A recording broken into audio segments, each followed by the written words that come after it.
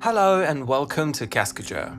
In the first version of 2025, we've added a new feature called Inbetweening. And in this video, we're going to tell you all about it and show you how you can use it the best.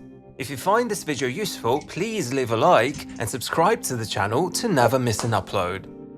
So, Inbetweening can generate animation between the given poses. Say, I set a pose here and then create another keyframe and simply move the character. Then I select the interval between those keyframes and click the Inbetweening button.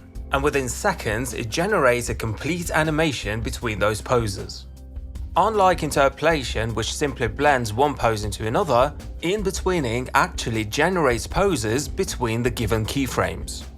More so, it generates poses with regards to actual human body mechanics, as has been taught on hundreds of mocap animations, all of which we recorded and edited ourselves, and all the generation process happens locally on your computer.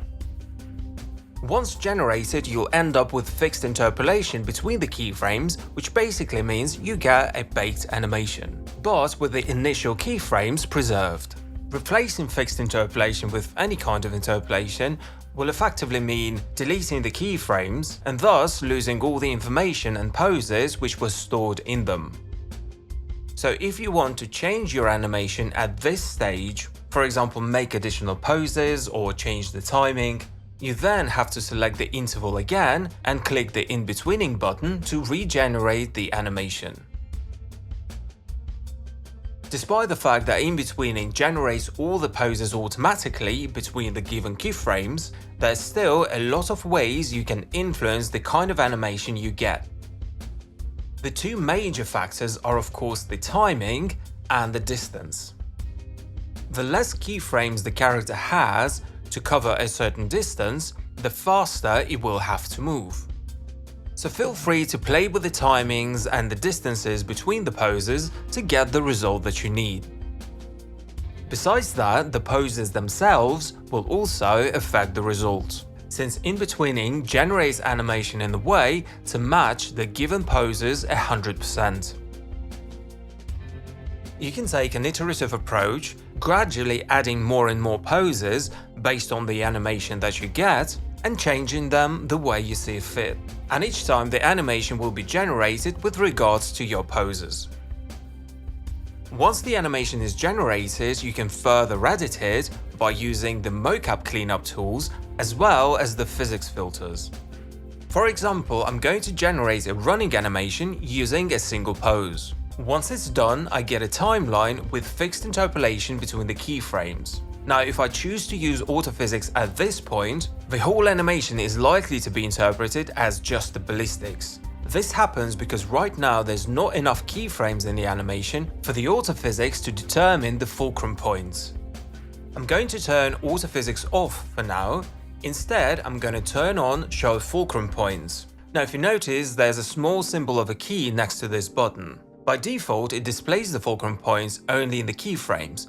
But if we turn it off, we can display them in the intervals as well. You will see the green circles around the points of the feet in the frames when they are close enough to the ground and do not move too much. You can always change the settings for the fulcrum points in the object properties, and there's a dedicated video on the fulcrum points on our channel. So now I can use the first step of animation unbaking, which determines the keyframes based on the fulcrum points in your animation. Now, if I turn autophysics on, I will see that autophysics now recognizes the fulcrum points. However, there still might be cases which need further adjustment. For example here, you might think that if we have a fulcrum point in this frame and in the next frame, the interval between the frames will also be considered fulcrum. However, autophysics did not recognize it and created a jump. This happens because in those keyframes, different points were considered fulcrum. It was a heel on the first frame and the toe on the next, and thus the interval between them did not count. But you can quickly fix it by creating an additional keyframe on that interval. Another way will be changing the fulcrum point settings under the object properties. For example, increasing the collision radius of the points. Now, when the fulcrum points are determined correctly, I can use different tools to edit and fix the animation. For example, I can use the fulcrum motion cleaning tool to prevent the feet from sliding. The physics corrector has already balanced the character out, but I can use additional filters such as smooth trajectory for the character's center of mass, or use secondary motion to add overlaps to the arms, or any points in fact, as long as they are not acting as fulcrum. To get even more control over your animation, you can use the same tools that we use to clean up mocap, for example animation on-baking. You can on-bake the whole animation or just a separate track and fix the poses in it. You can also find more dedicated videos on mocap cleanup and animation on-baking on our channel. Unfortunately, Inbetweening has its limitations and it's not almighty just yet. In fact, this is the very first iteration of it, so let's talk about what it can and cannot do. For example, it cannot generate animation for anything other than humanoid characters which have auto-posing rig controllers. Make sure to use the quick rigging tool to automatically create all the necessary controllers. The current version does locomotion very well, but it does not necessarily know a lot of tricks and stuff. But we're going to further expand its capabilities in the future. Also, in the current version, Inbetweening is in no way connected to autophysics. They work completely separately from each other. That's why the generated animation you get might not be physically accurate.